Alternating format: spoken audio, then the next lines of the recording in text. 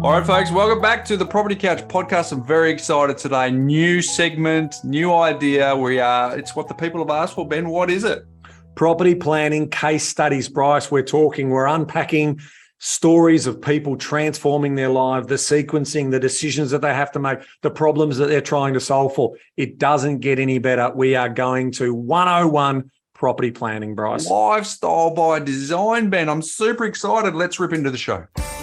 Welcome to the Property Couch, where each week you get to listen to two of Australia's leading experts. Bryce Holdaway, co-host of Location Australia on Foxtel's Lifestyle Channel, co-host of Escape from the City on the ABC, and partner of Empower Wealth Advisory. Ben Kingsley, chair of Property Investors Council of Australia and the founder of Empower Wealth Advisory, named the 2018 and 2019 Property Advisory Firm of the Year. Stay tuned as they bring you the insider's guide to property, finance, and money management. All right, folks, welcome back to the Property Couch podcast. And Ben, welcome back to you, mate. How you feeling? I'm feeling fine, Bryce. I'm feeling fine. I was very proud. That's all I need to say. We gave it a shot. We went in there. We couldn't have written the script any better, could we? Let's lift the lid off. Come on. Well, I was watching it with some mates and I said, this is boring. I don't want Sydney to smoke it. I want it to be a close game. And then Sydney wins it after the siren by a point. And I got that last part of it right. I just didn't get the thing after the siren. But, it was a beautiful thing to watch, wasn't it? It was a great game of footy. Hey? Definitely something to build on. So I'm looking forward. Come on. Yes. No. Everyone feels it's part of the journey that you go on as a Collingwood supporter. Yeah. And what a journey it was this year. Let's be honest, mate. If the game was a minute longer, you would have been off to the big dance. Potentially. But we did, there was a few things that, if we had our time over again. Turn up in the first three quarters? We'll turn up in the first half, which probably we're getting smashed with, basically clearances, both centre and... There we go into tactics. And goals on turnover, all of that stuff. Yeah. So... No, we gave a better showing in the second half, but wasn't to be. So we wipe off and we go again next year. Can't wait. Yeah. So beautiful. It was a work of art. There we go. Hey, we're coming. And good luck to the two teams. Whoever best team win. Obviously, Geelong are hot favourites with their experience, but I think the Swannies, if they bring their pressure, they'll be thereabouts. But if they are overwhelmed by the occasion, the Cats will get it done. I went to the game on Friday. Took Jack to the preliminary final for Geelong. That was a bit of fun. On the Friday night, tickets for this week, and I said, "Well, mate, they're as rare as hen's teeth, so I'm not sure I can deliver on that. Particularly given I'm not a Geelong member." Hey, this is coming on the Queen's celebration of her life. It's a public holiday today. Yep. So obviously we made mention of it last week, but clearly there's been a lot been done since then. We have seen a lot of coverage. I don't think you would have missed it. And yes, we've definitely paid some homage to what was an amazing Queen. Yes. I think we've done it. I think we've done a very good job. David Beckham lined up for 12 hours. I think everyone's done it. So there's probably 1 million hours of content out there on celebrating her life, and rightly so. She obviously did a great job in terms of how she held herself and how she conducted herself in terms of looking after all things important, whilst also being grounded. I think, the royal family, the reason why they're popular again is probably because they're semi-relatable to a degree. Yes, exactly. Well, she saw a lot in her life, didn't she? Hey, Ben, there's a PIPA brekkie coming up. Yeah, I wanted to highlight that we've got a breakfast coming up in Melbourne. Property Investment Professionals of Australia are hosting a breakfast forum to talk about the Queensland land tax, and they're flying in Antonio Mercerella, so the CEO of the REIQ, and so there will be quite a lot of discussion around the policy. So it is a ticketed event. It's a breakfast event, so it's held at the W in Melbourne. And we'll put details in the show notes if you want to come along. So members of the public will be able to come, and you'll be able to mingle also with industry professionals and so forth. But they've got, so Nicola McDougall, who's the chair of PIPA, she will also be available, and we'll be doing a forum, and I'll be also talking on stage with them about, the challenging dialogue that's coming out of Queensland. And on the back of that is obviously this pending property summit that's coming up, or housing summit that's coming up there, which we've put our hand up to come along. If the Queensland government out there is listening, I've written to the Premier last week, putting our case forward that if you're going to have a housing summit, Bryce, you would probably want to have someone who represents property investors there, considering in Queensland they own around 36% of all property there. But it appears so far that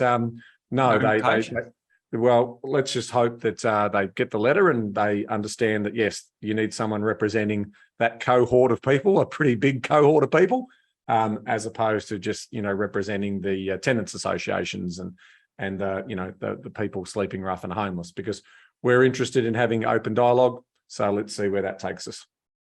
And Ben, you mentioned the Premier. Do you reckon we should give a little sneak peek about what's coming up for you and I with regards to the Premier of New South Wales? Yeah, so the Honourable Dom Perrottet. Yeah, so it's really nice. We'll be interviewing him in a couple of weeks' time, and I'm looking forward to that. We've obviously got a lot of things to talk about in what's happening in New South Wales with regards to stamp duty reform and what they're doing to try and get people into property. There's a real push, like there always should be, in terms of, one of the things that's really important for our community who know us, Bryce, is that we are so pro-property that we absolutely want every Australian one day to own property. Yes. Right? Like ultimately, this is not a them versus us type conversation. We absolutely want everyone to get in there. And we coach people on how to become rent investors and potentially get into the market and using that as a stepping ladder to get up on that. So I'm really fascinated about the sort of 3 or 4 different themes that we'll be talking to the Premier of New South Wales about. Because and if you've got any questions, hit us on socials in terms of if you want us to talk to him about, what their government is looking to do. It's coming up to elections next year, so ultimately, he wants to make sure that he's listening, but also he's got some ideas around, their policies. So we're going to stress test them, and we're also going to talk about his views on Queensland's the great renters tax.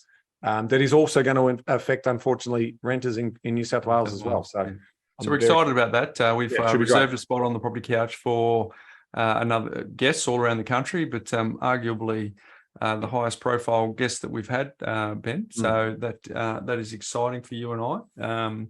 And we get to fly up to Sydney and we get to go to the Premier's office and have that conversation. So we're very much looking forward to that. So stay tuned. That's coming up. In fact, the next 3 weeks, we have got back-to-back guests. They are high caliber guests all around here on the property couch, which we're excited about. Hey, last week, Ben, as we wrap up the intro here, you and me, we recorded the masterclass that we want to make available to podcast listeners, to anyone who's part of our community. That'll take us a little bit of time to edit and pull that together, but we recorded last week, which we're excited about, which gives people some opportunities to go and have a little listen to what we have to say about creating a passive income using the property in any market, really. It's in when the market's up, when the market's down, when the market's doing whatever it's doing. So that is in the can in terms of recording, and our team is going to be editing and pulling that together, and we'll let everyone know first here, Ben, where you can get access to that masterclass we're excited about. So as we kick off today's show, of course, we have introduced a new little segment, Ben. We're going to do case study series and get to one of these at least once a month, where we go through and we see a plan that's been built on behalf of someone who is trying to make a self-funded retirement, and all of the obstacles, all of the decisions, all of the mindset, the sequencing, the whole bunch of I guess stuff that comes with building a plan that makes sure it's not a cookie cutter, one size fits all. Here's your vanilla plan. It's essentially, what are the unique circumstances that come to you? What did we have to think about when we evaluate? And then what was the plan that was to put in place? So we're going to go through that today, which we are super, super excited about unpacking. But before we get there, my Mindset Minute theme today, Ben, comes from the one and only James Clear. I thought this was really good because I think if our community can really let this one land, I think it's going to help them, because we always say luck is where opportunity meets preparation. Here's another spin on that here. So James Clear says there's 3 things that help with luck. Number 1, deconstruct your craft so you know what good opportunities look like. So that's having that awareness, Ben, around if it comes across your desk, you can identify it. Number 2 is remain vigilant. So you notice when lucky breaks come your way. If you've deconstructed it, you know what it looks like. And then when one comes your way, you're not caught napping. And the third one is important. It sort of speaks to your sign off at the end of every week, Ben. But act quickly. So you are most likely to seize luck when it arrives. And I just thought, oh, that's pretty good because, you know, the amount of people that have that reflection of they're lucky, oh, I can't believe that's up to them, they're lucky. And it's actually a lot of the time, if you do deconstruct what that luck actually is, it is where opportunity meets preparation. But deconstruct your craft, remain vigilant, and act quickly. I thought they were really, really good, Ben. I think they're great. I think it's a constant reminder that you create your own luck through effort and action. So I think they fit beautifully into the segue into our case study today. It is. Now, we're going to call the couple today Kevin and Bernadette. So that's not their real names. We've kept their names private to protect the innocent here, Ben. But what we're doing is we're going through a scenario that our team recently went through just to show some of the decision-making, some of the thoughts that are going through. And this particular plan was for a young couple who wants to know what sequence to do all their bucket lists in. So it's kind of, a lot of people say, I want it all. And we say, fine, that's great. What does want it all look like? But importantly, we want to make sure that we get the order of doing it all in the right sequence so that then they can actually do it all. Because we've talked about this a couple of times. We've seen it in scores and scores of occasions that if people try and get this sequencing done on the fly in real life without actually taking some time to reflect and have a look down scenario 1 and scenario 2 and scenario 3, chances are you could burn time. You could have made a costly mistake. And that mistake could just also be the fact that you've just carved out a decade that you can't get back, that ideally, if you'd done some pre-work in advance to get the sequencing right, it could have been a much better income. So, Ben, let's a much better outcome, sorry. So let's dive into some of this today, Ben. We're going to give it, you know, in terms of how we're going to cover this, we're going to talk about the context of what they're looking to do. Yep. Give you a bit of a backstory on this particular couple. We'll talk you through the sequencing that we ended up going through to make sure that they were able to achieve what they wanted to. We'll talk to you about some of the challenges and the opportunities that presented itself during the planning phase. We'll then tell you what the outcome of that was. And then finally, Ben, we're going to talk about some of the frameworks that we teach on this podcast and how those frameworks were used in the conversation around pulling together this plan. So we've got a bit to cover. I'm super excited, but mate, where do we want to kick off? Well, I think what's really helpful here is just acknowledging that this is a very, very large cohort of people right now. So let's sort of paint Bernadette and Kevin, 27, 28 years of age. You know, they've got professional jobs, so they're both working full time. They don't have any children right now, but children are absolutely part of their plan. And they have their first stepping stone property. So an example in their particular case is they own a 2-bedroom house. Now, two-bedroom apartment, sorry. So they've maybe taken advantage of their state government's incentives for first home buyers and had waivers of stamp duty and so forth, but they've bought an apartment inside a larger complex. Large complex. Now, so what's the problems that they're trying to solve for? This is what I love about Australia, right? This is about people who are hardworking, aspirational, and want to have it all. And in Australia, you can have it all if you apply, sort of good planning and execution. Rigor, discipline, delayed gratification. Yep. So they've got this about $210,000 to $220,000 of household income. Again, both young professional people, if they want to start a family, but here's the challenge, right? It's like, what is the sequential order in which you start that family? We've got one property; it's a 2-bedroom apartment. It's not going to meet our needs if we start to think about how many children we're going to have. And then what do? Do we buy the owner-occupied property, the big rock in the jar first in terms of getting that family home, or do we keep the existing investment property? And what's different with Kevin and Bernie is that the current situation also has a recent investment property purchase in Queensland in it. Yes. So it's like, okay, now this was before they went and potentially got advice, professional advice. So they realised that, wait a minute, now we've got 2 properties, but we're still not into our big rock in the jar. All right, what do we do here? We've got a couple of choices. We've got, what does the value of that new family home look like? Do we have to sell the existing property that we currently live in? We've just bought an investment property. We would hate to think that we'd have to sell that one so quickly because we've just paid the costs associated with acquiring that one. So there is a lot of moving parts to this story, and I really love, that element of, okay, they're sort of saying we need some help with that in terms of trying to align that to our goals. We definitely want to invest. We want to have a comfortable retirement, but we want it all. We want to go on holidays. We want all of these types of things. So I just love this because this is a very common type of scenario for each household that we deal with.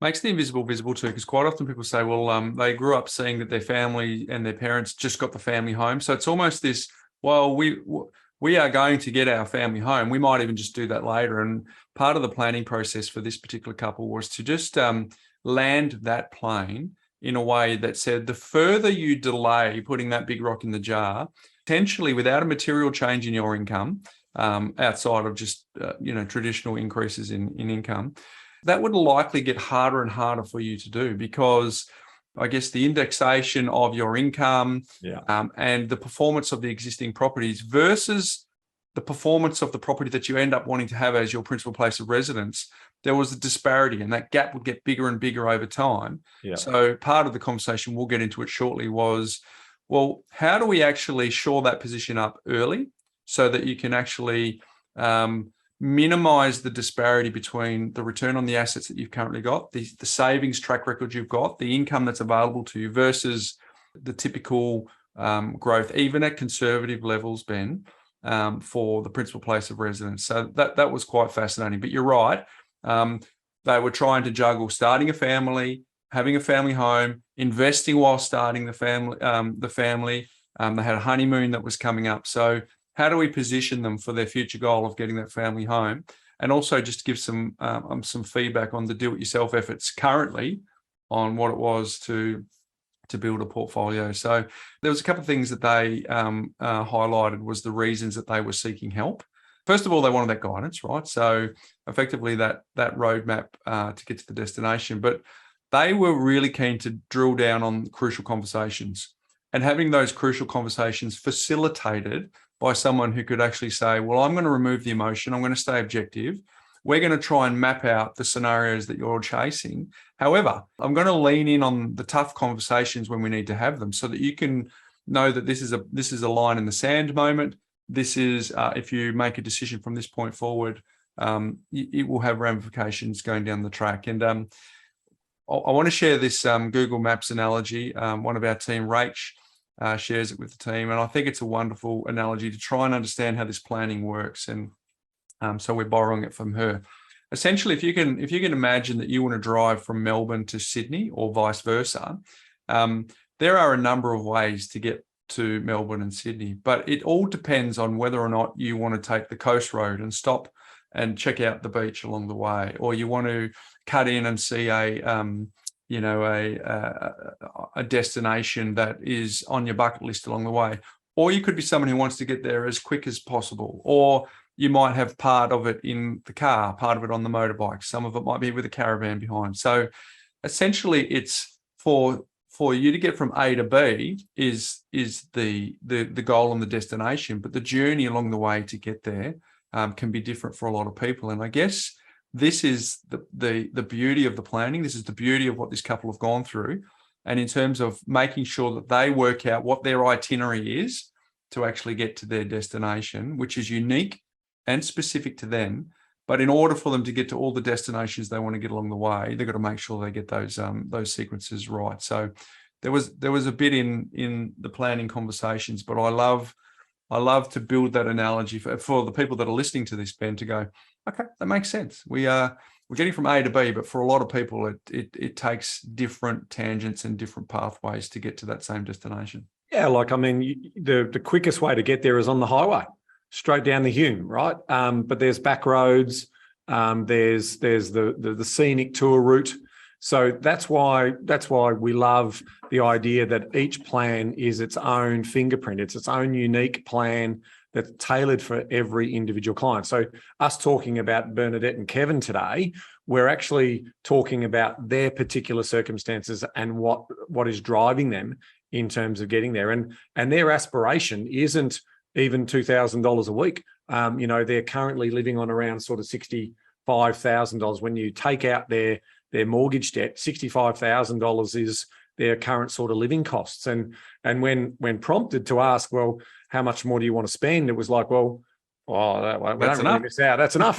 So they're thinking 65,000. So we did, obviously our job as professional advisors and trusted advisors is to make sure that does feel about right. Now, in this particular case, their advisor, Ben, he was, prompting to sort of say, well, what about some, memorable holidays? What about some of those interesting experiences offshore, where you can go and create those memories and that creates that avenue? So, well, that's a good point. We're definitely people that would be interested in sort of going offshore and overseas on a regular basis. Okay, so so it was settled on $80,000 was the passive income that they were looking for, in terms of that retirement period.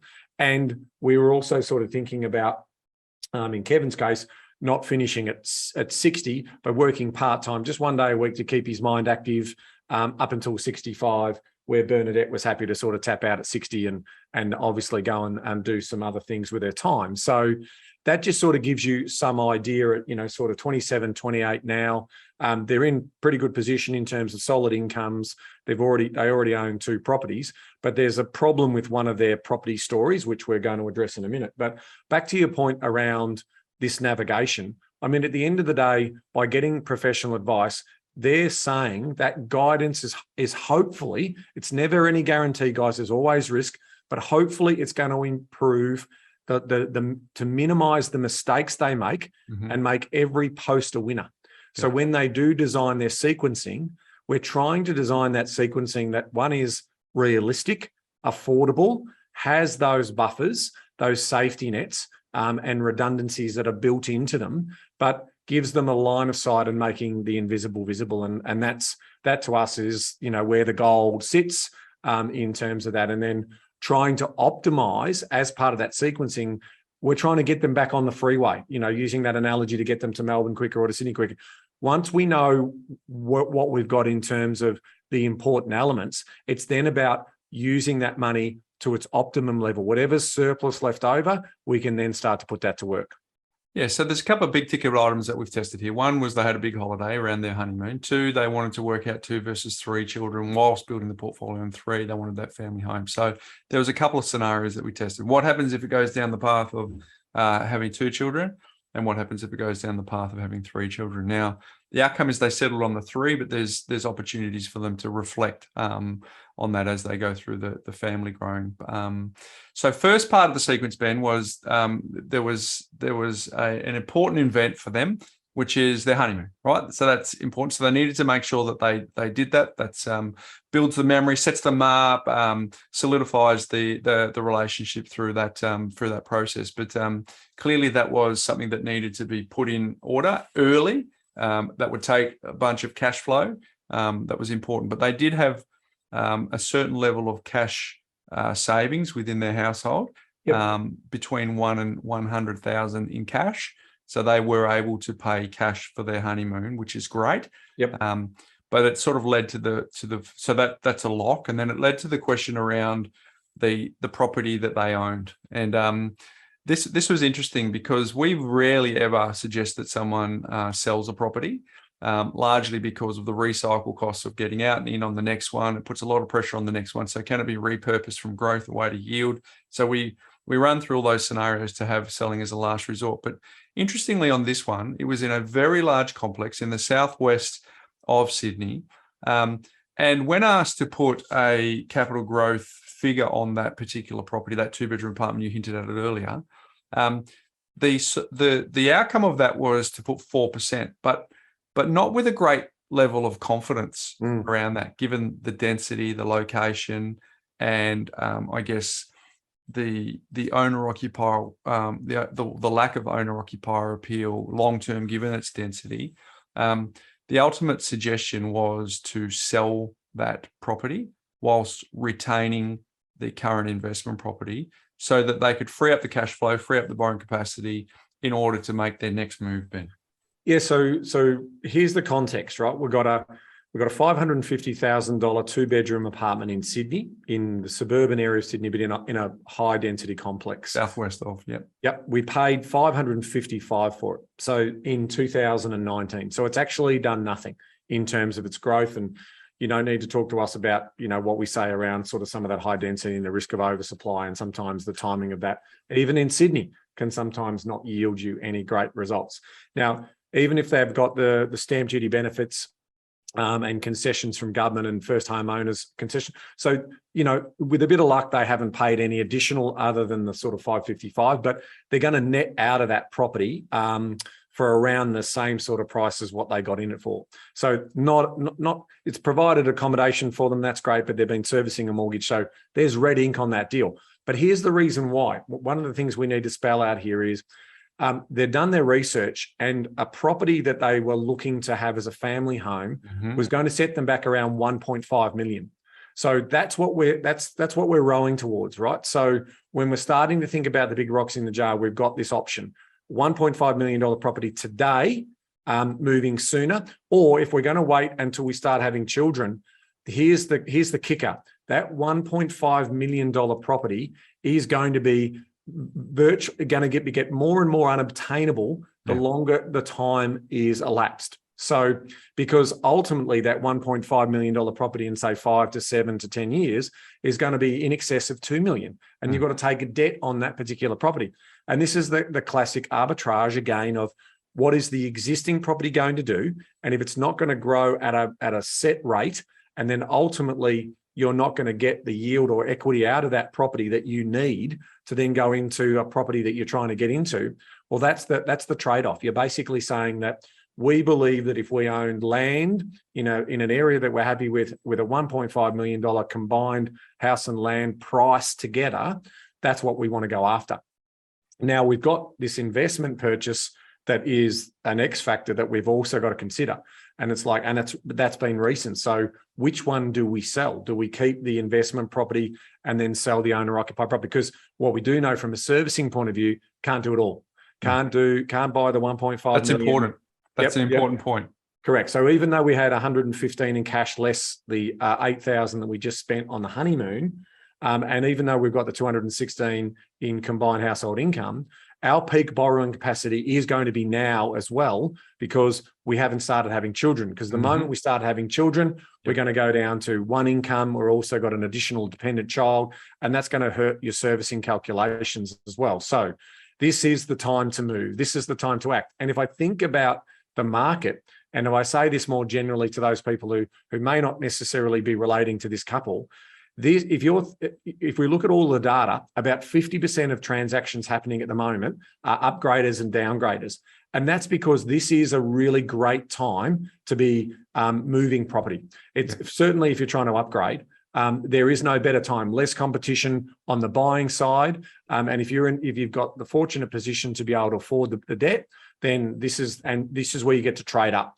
It's best to trade up in these markets. It's not necessarily best to trade up in a hot market. So yeah, you're trading in and out in the same market, right? Which you're saying is it doesn't have the heat in it. No. And with that means that even though you might feel like, great, I've just got a great price for the property that I've sold, you're going to be competing against 8 or 10 active buyers and have to pay a premium. Yeah, runs away quickly. So it does run away quickly. So this is a really good time for those households who are thinking about, are we in that dream home? Because if we're not, now's a really good time to consider upgrading into that dream home. And that's it. So here's the problem that we're solving for: 1.5 million plus the investment property plus the existing family home. Can't service all the debt. Do the analysis on the existing owner property. Say it really isn't an investment grade asset. So even though we might wanted to turn it into an investment because we'll get a reasonable yield and we know rents are going up, no, we're tapping out of that. So we're going to reduce that owner occupied debt on that property and then load it up onto the newer property. But here's the challenge we've got. When we're servicing the Queensland property, which is the investment property and the new owner, we also don't get to that comfortable level where we can go out and buy the 1.5 because we don't have any equity in the existing property and we've only got 110,000 in cash, okay, which is obviously going up. They've got a good surplus, about 5,000 a month coming through as well. So what we have to do in this particular case is then look at, okay, well, what is plausible with the debt level that we have got and what type of property can we buy? Because you don't have to be one and done when it comes to buying that new owner-occupied property.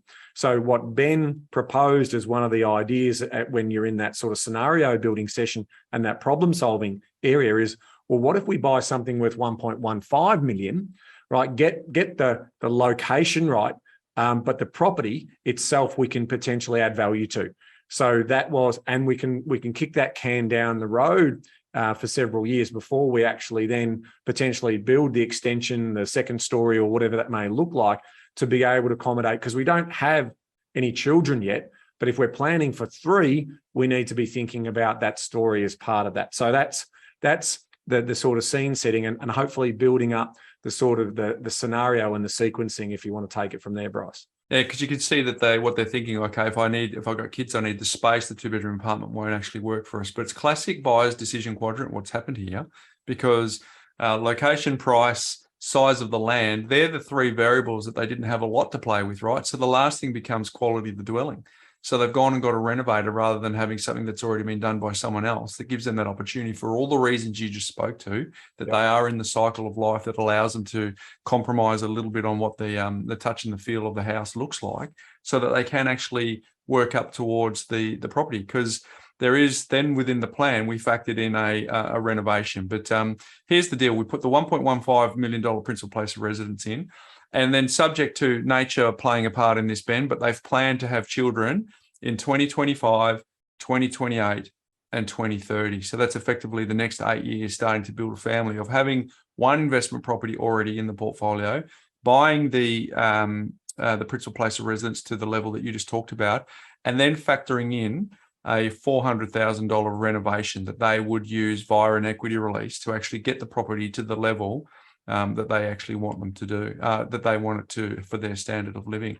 So here's how we're going. Okay, well, remember at the beginning, it was how do we do everything we want to do? Well, they got the honeymoon in, then they've planned for starting the family. But the important thing here was even though there is a delay on getting the next investment property, we'll talk to that in a second, they are still making strides forward because they've got the investment property. They're buying the one that they want. It's at a pace that's faster than they would have been able to save or indexation through increasing in their income. So they are building to their overall net worth. They are contributing to their lifestyle design because they've got a roof that they want over their head that allows them to have the expansion of the family and accommodate all that comes there. But also over time, they'll be building up the equity to do the renovation, which would largely, if they do that right, add further value. That at some point in time, Ben, here's the kicker, that they can then go, well, I've now got equity to go again and buy the next investment property because I've got everything lined up as it should be, which the plan for us to do that would be for them to do that in 2036, which is down the track. But it also means that these people don't make decisions about getting investment properties now, and then they look back and they're not able to get the roof over the head that they want to, which is a significant part of the life cycle of where they're at now. So that sequencing setup, we've just riffed it off, Ben, but it took some to and fro and being able to sort of understand what that looks like and show what the numbers are if we go down the different paths to arrive at that conclusion.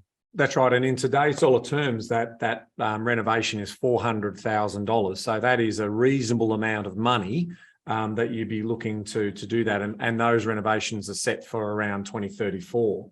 So you're still buying a home that's comfortable enough to live in for the time being, but you are then starting to plan. Now, for Kevin and Bernie, if they decide, because the third child was optional extra in a way, so they said, look, well, let's model it, because if we don't have that third child, we're in obviously a far better financial position and we can then move all of those other activities forward. But it does, what they wanted to make sure is they scratch that itch to sort of say, this is our stress testing all of our cash flows. This is stress testing all of the probabilities And can we still get to where we want to get to? Can we get to that final destination? And how quickly can we get there? How often can you keep putting us back onto that freeway down to Melbourne or freeway up to Sydney to sort of make that happen? And that is where most people tap out. So anyone can sit down and sort of have these back of envelope calculations going on in their head and have a rough idea, but most people won't act because it just all gets overwhelming if you're trying to do all these calculations in your head, or sitting around and you're doing your lifestyle by design goals and everything like that. But if you just don't know the impact of those cash flows, you're not, 9 times out of 10, you're not going to act. And if you do know those impacts of those cash flows, then it becomes really in writing, it's serious, it's plausible, so you go after it. Yeah, and using your head for storing is never a good idea because it's for the doing, right? So it's the storing is what happens when you put it down on paper, and I think Kevin and Bernie have benefited from that. So here's some of the challenges and the opportunities that popped up during the planning process to arrive at sell the property, keep the investment property, get the principal place resident 1.15, in what order, we'll have the kids, do the renovation after the kids, and then go back into investing. So that's the sequencing. But here's a couple of things. One, what we've talked about this, but what sequencing do we need to do in order to minimize the mistakes that you do in real life? It's better to paper trade rather than to actually trade. The other thing was to sell or keep the high density apartment. That was not something that is easy because it is their principal place of residence currently. And it takes a bit of, I guess, thought process to go through, okay, whether we should keep that or not, because some people do, as you say, want to have that in the portfolio for some time. You have the classic case of do we keep doing property first or do we do family first? And if we do property first, what impact does that have on family? And if we do family first, what impact does that have on property? And a couple of other things. We went into maternity leave, Ben. So we've got a plan for maternity leave for 3 kids, and what impact that'll have on income, and what impact that'll have on expenses, because then there's childcare and all of the layers that come from having childcare as well. So they were all factored into to keep in mind for the plan. I want to come after that maternity, but if we can just go one step back into that first property versus family first. This is one of the biggest decisions in a household in terms of before we start our family, and we are really big on this, Bryce, and for our community, we would always highly recommend before you start having children, have an asset base behind you, please, because there is a real challenge that you can fall behind the 8 ball if you can't get into that property market. So whether you're getting in as an investor and at least you've got an asset base behind you, that gives you a greater chance of being able to overcome the odds in terms of, being successful when it comes to self-funding your retirement. So just a little reminder there. And if you are in that conundrum of the first home versus start a family or upgrade your home, they are the most common models that we build in terms of split scenarios, which is, all right, well, let's show you what buying one investment property does now for you versus here's what buying your dream home with the big rocks in the jar first does for you. Now, if the destination is still going to be achieved at the end, it then becomes a preference story. But the relief that you see on people's faces, Bryce, when you're actually presenting the 2 different scenarios. Now, one will have potentially a better outcome financially. Usually it's investing first, especially if you don't sell your principal home ever. But that's the point here. It's not all about the money. It's about aligning the lifestyle by design and knowing that you have an option of getting there. Now, you're going to have to choose one pathway, usually in that earlier stage, especially when it comes to buying an investment property versus buying a home. Now, when Kevin and Bernie came to us, they'd already got the investment property away. So there wasn't that choice for them to make. But I think if you are thinking about that modeling, that is where the gold lives in terms of making the invisible visible. And picking up on your point, which leads us into maternity leave, there are so many moving parts from a cash flow analysis point of view around maternity leave. If I can just highlight a couple of those. One is we've got to assess how much maternity leave pay your employee is going to give you, whether you're entitled to the government 12 weeks maternity pay. Are you going to go back full-time or part-time? Are you going to go back into the same role? How long are you planning to take off in terms of 12 months or extended periods or shorter periods of time? All those are a material impact on cash flow. Yeah. So that's where, again, you just see the smiles on people's faces when you're showing them the analysis at that point. And they're saying, so how much money do we still have in the bank account? Yep. And so how much does that take away? You know, how much are we going backwards during that maternity leave period? Okay. How much money have we still got left after I go back to work? Oh, 60 odd thousand. Oh, okay. That feels, it's just, you just see it. They just light up in the sense that, wow, okay. And you can see their shoulders start to lift, their head rises, and you just know that they're going to take action. And that's the beautiful part about being a professional advisor in this seat, is you just see the impact that you're having to build that confidence that people are going to take action. It just allows that uncertain thought to become certain, and they get that clarity, which is really great. Because I mean, you can't see this on an audio, but we're looking at the plan now, and you can see there's 3 big dips where income drops below expenses, and for a lot of people that is scary, Ben. Yep. So, but it's, as you say, when you see that, you go income less than expenses. It is a period of time, because at some point the income goes back to being greater than the expenses. Yep. But it's the trading through the household liquidity that you talk to. So it's having those 2 points of reference side by side that says, yep, this is where you dip and this is why. But have a look over here. This is your overdraft. This is your cash flow. This is the float. This is how you actually trade through that period, rather than getting to that point when you know, let's be honest, you know, our parents, Ben, when we had our first children, there was a lot of sensory overload at the time. Yeah. There was a lot of overwhelm going on in different parts of our life. So if you then throw the overwhelm of expenses exceeding income during that period of time, that can actually lead you to make decisions out of fatigue and I guess from the back foot, not from a position of strength. Whereas if you've thought this through in advance, or even if it's happening in real time and you're having a look at it now, you can actually see it, and it actually paints a picture so that you go, I get it. All right. Yeah. So we are going backwards in that little bit, but we don't have to go through the exercise of selling in a panic sell where we're going to go through all sorts of hopefully not negative, but you've paid stamp duty and everything to get in, and if you've made a profit, you're going to give some capital gains tax away. Whereas if you can hold it and keep calm and get through that, that's important. So I guess that's important for people to see that. Well, I think you're right. I mean, if I can again tune in on the setup costs, you've got capsules, prams, you've got the cots that you're going to buy, you've got all of the milking equipment and all of the other peripherals that potentially go with having your first child. So there is a one-off setup costs attached to that. But then as you extend beyond that, it's like, okay, well, there's formula costs and nappy costs and then so you need to set an allowance for each child in terms of how much they're going to cost as part of the household budget. And then you've got 7 years of primary school and 5 years of secondary school. So, what are they going to do? Are they going to go to a private school really early, or are they going to go to the public system and then move to a private or Catholic school system?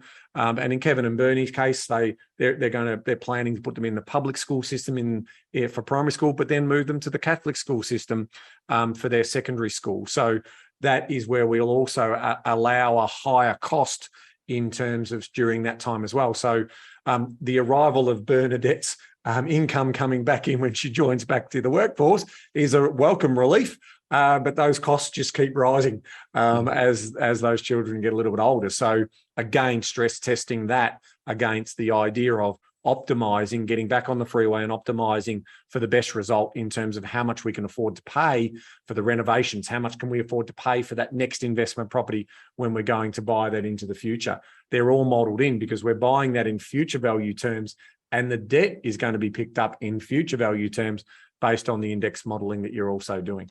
Why that's important for Bernie and Kevin too is because Bernie's income is significantly higher. Yeah. So we've got the higher income earner that's going to go on maternity leave for that cash flow. So that's where some of that insecurity and uncertainty can live by being able to better understand that. One of the other things that went through during the planning process, we saw, okay, so the big question was, do we have 2 children or do we have 3 children?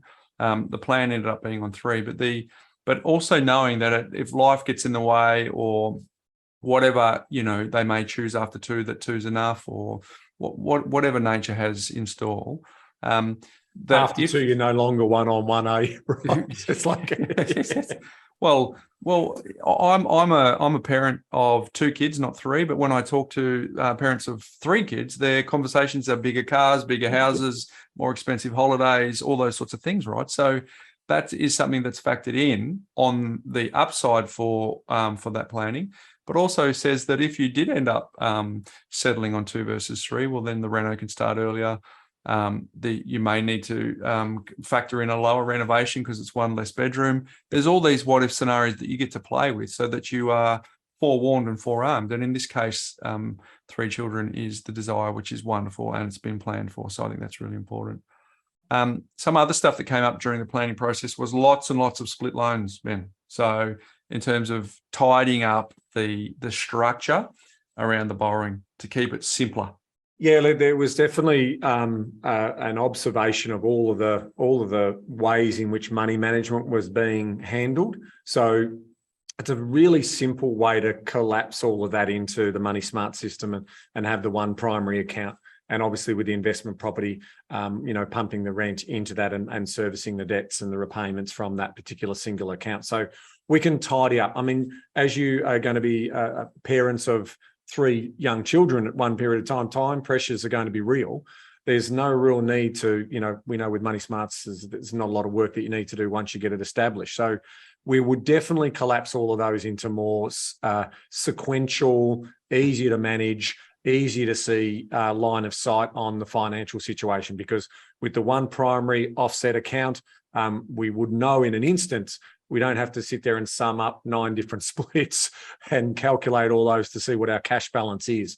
I did fail to mention earlier, Bryce, when I did the scene setting piece, was they also had around 55,000 in ETFs. So again, what are the habits of people who are aspiring Australians?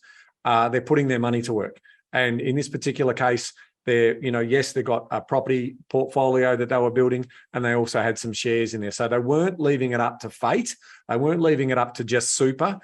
They were actively getting ahead. And at 27 and 28, that's a credit to them in terms of that they've been diligent. And from speaking with Ben, really humble, beautiful people was the messaging that we got here around. This is, we're not after Ferraris, Lamborghinis, and our Insta account is not going to be sold on frills of what we're doing. It's just we just want to have a good life. Yeah. We're fortunate we live in this country that gives us the opportunity that if we work hard and we bring young people into this world that we can provide for them, and then ultimately we can live a comfortable retirement. And to me, that's the essence of this great country and what the opportunity is for those people who can do that. Well, it's a beautiful segue, Ben, into the outcome of the planning, right? Because you're right, they were humble. Their expense management is really great, and the needs that they have for income weren't the traditional $2,000 a week that the common request that we get in our business. But I don't know why that is. Maybe something to do with the book that we wrote. But maybe. So they actually settled on 40,000 each passive, so 80,000 as a household. You mentioned earlier it was 65,000 was their current expenses. So that's in today's dollars. So there's a premium that was placed on that. With Bernie retiring at 60 and Kevin retiring part-time at 60 and full retirement at 65. So what was interesting, Ben, too, is once they get that sequencing right, they have the family, they've got the house, they get to renovate the house that they want. They only needed to buy one more investment property. So at the end of the journey, to be able to fulfill that, one principal place of residence, the existing property investment that they have, and then one more. That's it. The job's done. Combine really that with super, with the fact that superannuation contributions are getting larger as a percentage of income going forward, the combination of super, the other assets that they're doing, the principal place of residence, acquiring another investment property. And for the record, the second investment property was a balanced property. The estimate was a 5.5% growth and a 4.5% yield. So there was a bit of heavy lifting being done towards the back end for debt retirement. So wasn't even an aggressive growth chasing target on that one. So No bragging targets here for this couple. They're quintessential Australian. They don't care that someone at the barbecue might have 4 investment properties or whatever. They're just going about it. In fact, I was just having a look at their liquidity position, Bryce. It doesn't get under 35,600. So once they do the transitions, i.e. sell the owner-occupied home, buy the new principal home, that they've still got a nice, comfortable buffer of that 35, and that starts to increase really quickly as they then plan and prep for those children. And then they're obviously executing on the kids and then coming up for that investment property at the end. So, all of a sudden then, they're bottom out, even with the high school fees, when 3 of them are at high school at the same time, and you're sort of talking $30,000 in premiums for that yearly fee for those 3 kids in school. 44,000 is the sort of bottom of that liquidity buffer. And that's using our, sort of extended assumptions around all of those additional costs.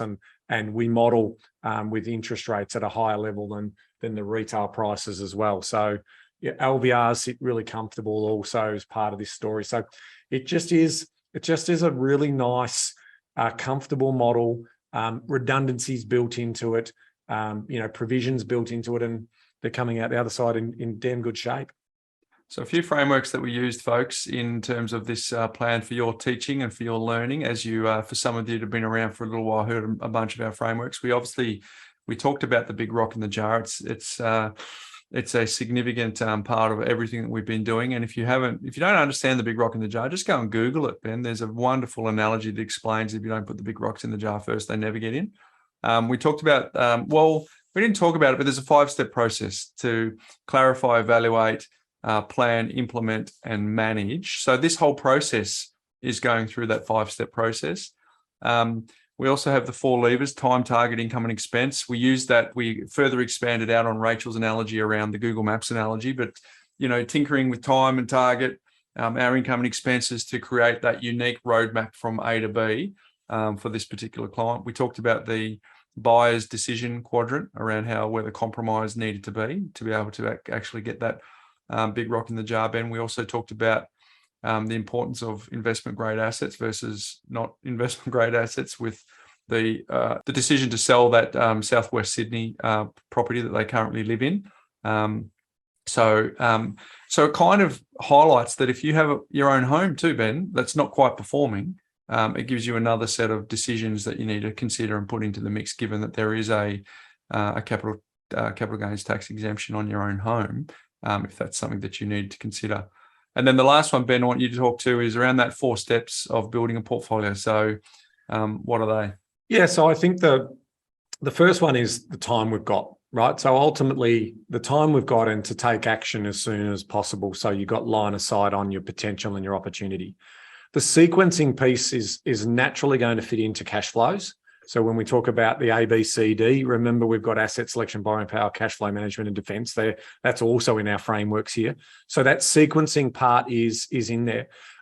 Price is really about that optimization. So what we're doing there is we're trying to optimize the acquisition values of the investments that we're trying to make without again putting too much stress in terms of cash flow and having a liquidity crisis. We certainly don't want to be able to do that. And that brings us back to sort of this concept of around balancing the here and now with the future ambition that we have in terms of that delayed gratification. And that is personable.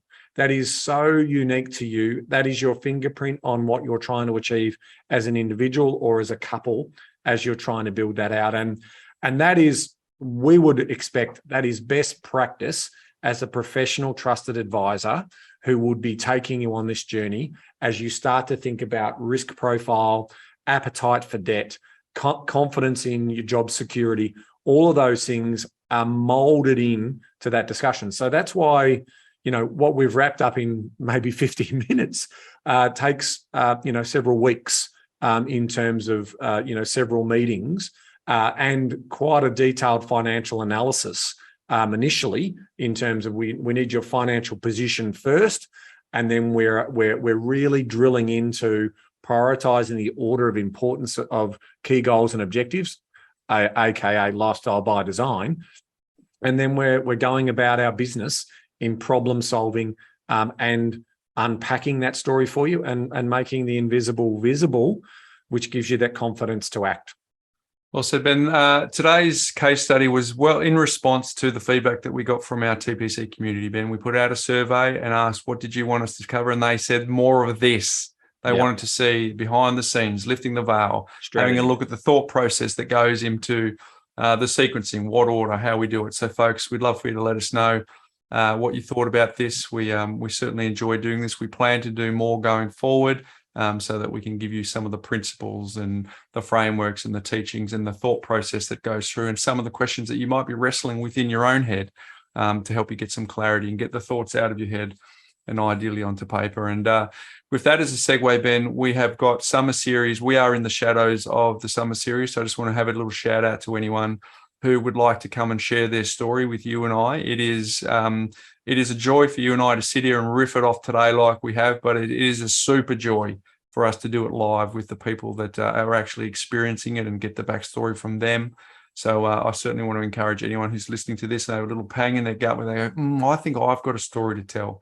For a lot of times, a lot of people, when we talk to them just before we hit record, Ben, they usually say, I'm not quite sure that there was anything in my story that would be helpful. Then we spend the next 30, 45 minutes talking to them, and then just all this gold starts flowing out. And it's just, it's in there. And we don't know what would benefit other people, but it will definitely be there. So, folks, if that's you, if you go to thepropertycouch.com.au/my story, leave your details. We would love the opportunity to chat with you this summer series as people are going off on their breaks, to listen to just great stories of people who've had money transformations, not only in the cash flow in their household, but also in their ability to increase the time horizon, Ben, that they think about in terms of decades rather than just years and months, so that they can put some planning in place, so that they could be like this couple and have lifestyle by design that is in excess of the expenses that they currently have right now. So there is a premium that allows them to do it without having to trade their time for money.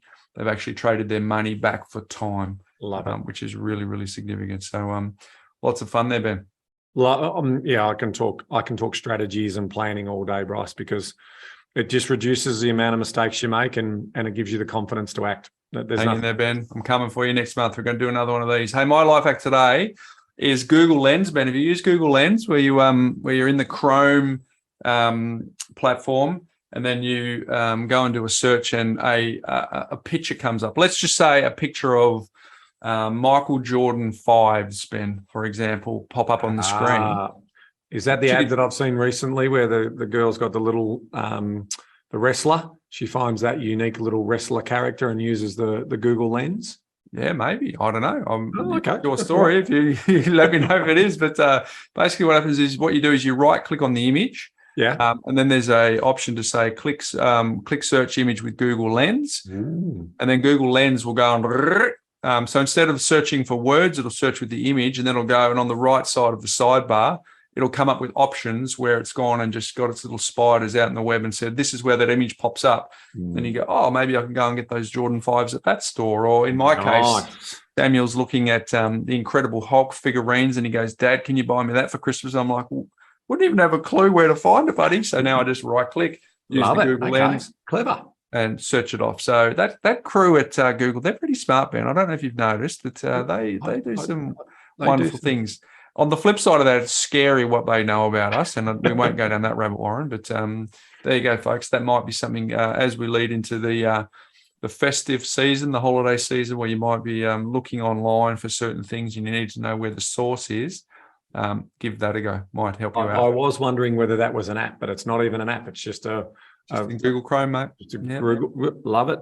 Super very simple. Cool. For the people. Hey, what's making property news, Ben? There's always plenty of things going on, Bryce. I did notice earlier in the week there was a summit on property, again, the annual summit that's held by the Fin Review, where they get all of the think tank minds that look at industrial and residential and the broader property from industry's perspective.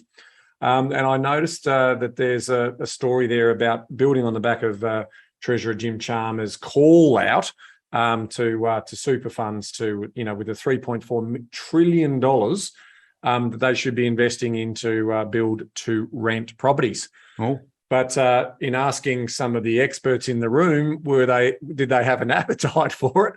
there was a political manoeuvring. I mean, look, governing is hard, right? Everyone wants the government to fix their problems. And so governing is hard. And that's, from the feedback in the room, it was pretty clear that that they would want some concessions from government. They would want some tax concessions from government. They need a return on investment. This is not their money. It's the superannuation is the money of the people of Australia.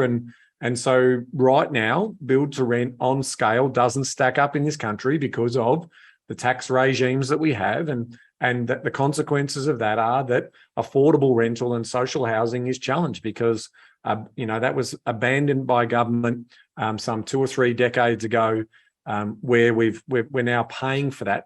But the reason why they abandoned it, Bryce, is because it's very expensive. The people who run efficient property investments, on the whole, where we get around a 95% satisfactory rate, is mum and dad investors. And so coming back to this story, here's an example where we may be seeing governments giving concessions to big business, the mum and dad investor may be having to pay the taxes that we always pay as part of that. So that one was an interesting story. The other one that's top end of town, are they, Ben? Yeah, well, they might be the top end of town, Bryce. I mean, look, at the end of the day, we need supply. There is new people coming to this country and we need to put a roof over their heads. Yeah. If we don't build those roofs, they're not coming. And if they're not coming, then we don't have enough people to grow the economy. And if we don't have enough people to grow the economy, Bryce, we don't raise taxes. And if we don't raise taxes, we don't have money for hospitals and schools, right? So if you grow the pie, you have more money to share around. And so if you have restrictive economic growth policies, or then you come after everyone having to pay higher taxes. The very, very best way to run this country, Bryce, to its optimum, we're talking about households running their plans to their optimum, is to grow the pie.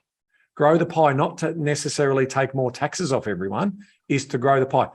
I'm not saying it's not challenging, Bryce. I'm not saying it's not challenging. There are always competing interests and, vested parties who are lobbying for more money, and the government doesn't have enough to satisfy everyone's needs. My great message there has always been the case: don't rely on government. Go out there and row your own boat and create your own opportunities.